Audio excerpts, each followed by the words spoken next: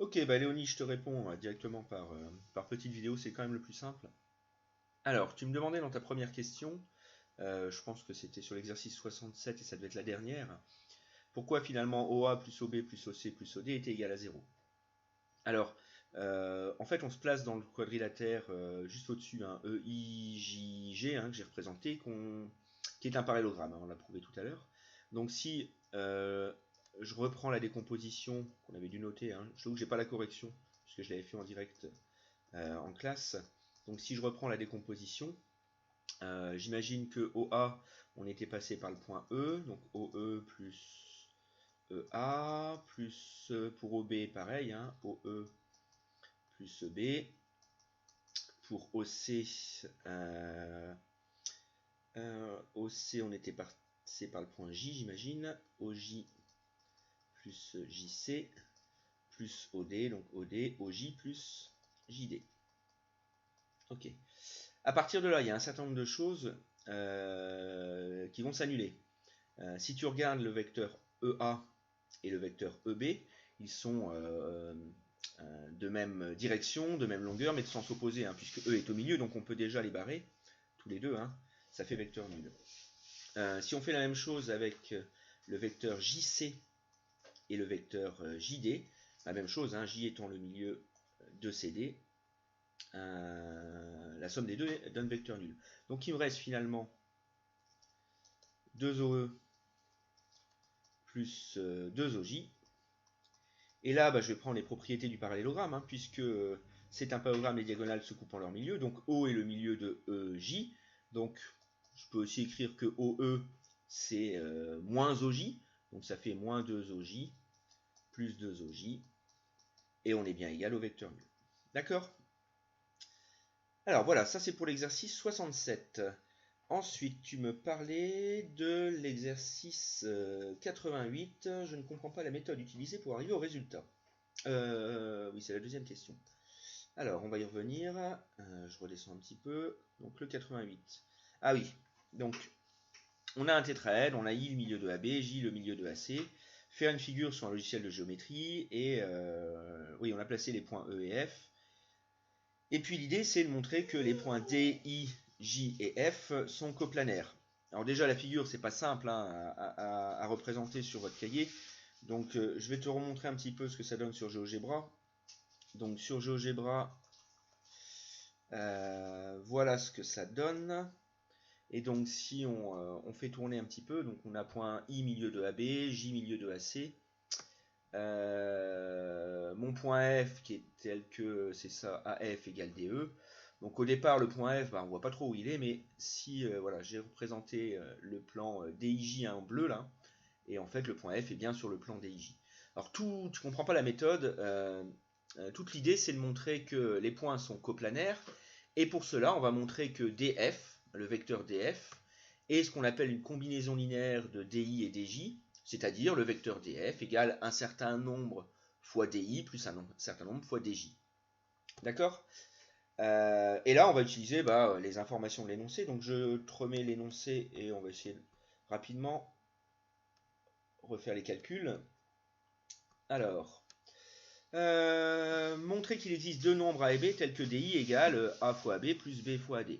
Alors, si je regarde un petit peu, I étant le milieu de AB, DI, on va utiliser, pourquoi pas, DA plus AB, hein, donc décomposition de DI en DA plus AB. Et puis, puisque I est le milieu de AB, DA, oh là là, qu'est-ce que j'ai fait? DA plus AB, non, format, on va corriger. DA plus AI, on est d'accord. DA plus AI. Et donc AI étant égal à 1 demi de AB, I étant le milieu de AB, donc ça fait 1 demi de AB, moins AB, moins AD. Ok. Alors de la même manière, on va faire la même chose avec DJ.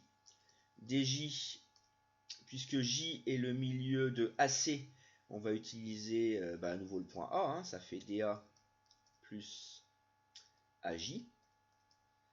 C'est donc égal à AJ étant 1 demi de AC, puisque J est le milieu de AC, moins AD. Ok. Donc voilà, DJ a été mis en fonction de AC et AD, on est bon. Montrer que DF égale moins 1 demi de AB, plus 3 demi de AC, moins 2 AD. Alors le point F, il est défini grâce à A, AF égale DE, et puis on a CE. Bon, on va partir peut-être par le point, c'est ça, on va faire DF. On va l'exprimer, on va faire apparaître le point E. Donc on peut peut-être faire DA plus AE plus EF. C'est peut-être pas très malin. Non, on va plutôt passer par le point A, hein, puisque F est donné selon AF. Donc DA plus AF. D'accord. Donc là, j'utilise le fait que AF égale DE. Donc ça fait DA plus DE. Et DE, je vais l'exprimer avec le point C, hein, puisque l'information que j'ai dans l'énoncé, c'est sur CE. Donc ça fait DA plus DC plus CE. Et donc égal à DA plus DC plus CE. Donc moins AD, ça c'est bon. DC, on va utiliser la lettre A pour faire apparaître ce qu'on veut à la fin, c'est-à-dire du AD. Donc DA plus AC. Et CE, c'est plus 1 demi de BC. Alors on n'y est toujours pas, on a du AD, on a du AC, mais on a du BC. Donc je vais juste transformer, ça fait moins 2 AD. Là on est déjà pas mal, plus AC, plus 1 demi, et BC on va le transformer en BA plus AC. D'accord. Ce qui me permet d'arriver quasiment à mon résultat. Donc 1 demi de BA, ça devient moins 1 demi de AB. D'accord. 1 demi fois AC plus AC, ça fait plus 3 demi de AC. Moins 2 AD. Ok. Donc on se retrouve bien avec deux résultats, DF, DI, enfin 3 résultats, hein, DF, DI, DJ, qui sont donnés finalement en fonction de AB, AC, AD. Alors tu verras, hein, on corrigera des exercices où on utilisera les repères, hein, pour répondre à cette question-là. Montrer que DF est une combinaison linéaire de DI et DJ. Là simplement on peut peut-être regarder un petit peu. DI c'est 1 demi de AB, bon bah moi j'ai moins 1 demi de AB, donc peut-être que si j'essaye de faire moins DI, ça fera moins 1 demi de AB plus AD. Et si j'essaye de rajouter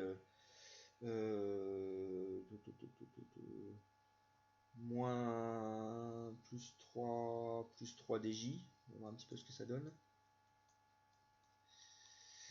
Alors moins DI plus 3 DJ, ça fait donc moins 1 demi de AB.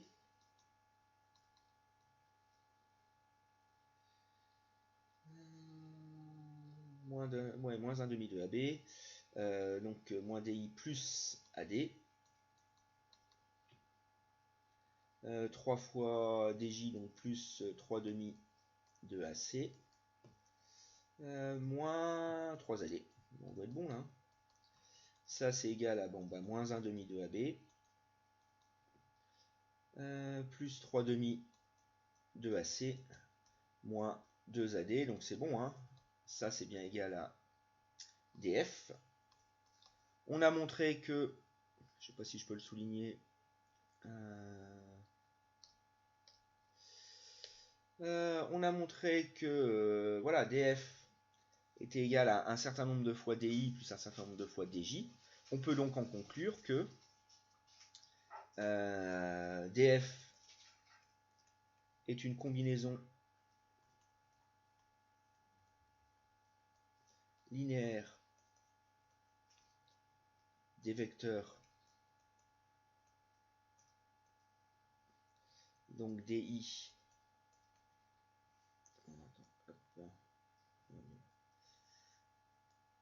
donc combinaison linéaire des vecteurs DI et DJ. Et tiens, ça va me permettre de repartir sur une propriété, je vais te la montrer tout de suite, c'est une propriété qui vient du cours, hein. Alors, si on revient propriété du cours. Où est-ce que c'était? Voilà.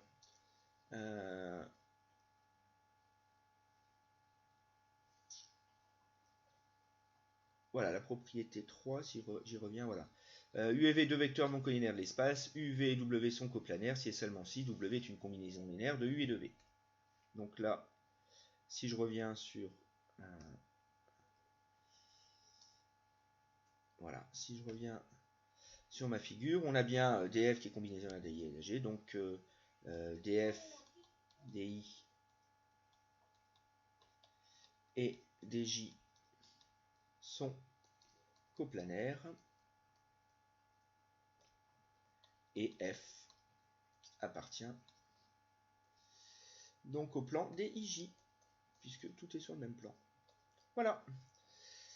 Ok, alors, la suite. Dans le 97, je crois que ça va aller assez vite, tu me demandais pourquoi EF était... EF et AC étaient parallèles, et c'est-à-dire pourquoi EF était une droite parallèle à BC avec les informations de l'énoncé. En fait, c'est assez rapide. Hein. On a une info sur E. Hein. On sait que E, c'est le milieu de SB. On sait que F, c'est le milieu de SC. Alors, c'est une propriété qui s'appelle la théorème des milieux, hein, mais c'est finalement une conséquence du théorème de Thalès. Hein. Finalement, on a la même proportion entre la petite longueur SE et la grande longueur SB, la petite longueur SF et la grande longueur SC. Donc voilà, hein, d'après la réciproque du théorème de Thalès, on a EF qui est parallèle à BC. Et donc, si EF est parallèle à BC, on peut donc en conclure que EF est parallèle au plan ABC. Alors ça, j'utilise une propriété, je vais te la remontrer à nouveau. Une propriété qui... voilà. J'y reviens. Donc une propriété que je vous avais notée, qui est ici. Voilà. Si une droite est parallèle à une droite du plan, alors elle est parallèle à ce plan. C'est bien ce qu'on a ici dans notre exemple. Hein, j'y reviens. Voilà. Donc dans notre exemple, on a bien la droite EF qui est parallèle à la droite BC, qui elle-même est incluse dans le plan ABC, donc EF est bien parallèle à ABC. Voilà, pour le 97. Tu me posais la question pour le 103. Oui, alors c'est particulier.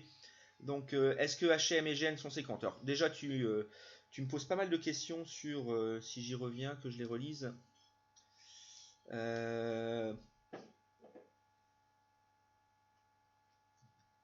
Oui, c'est ça. En fait, tu as du mal à identifier qu'un plan est infini. En fait, tu me dis HM n'appartient-il pas plutôt à HEA plutôt qu'à EHD, GN à GBF plutôt qu'à FGC. Et puis ensuite, pourquoi est-ce que les droites HM et GN peuvent être parallèles alors qu'elles appartiennent à des plans différents? Alors, si on reprend la figure, tu vas voir qu'en fait, j'y reviens, oui, c'est bon, on y est. Donc si je reviens sur la figure, oui, en fait, le plan, enfin tous les points H, E, M, C et D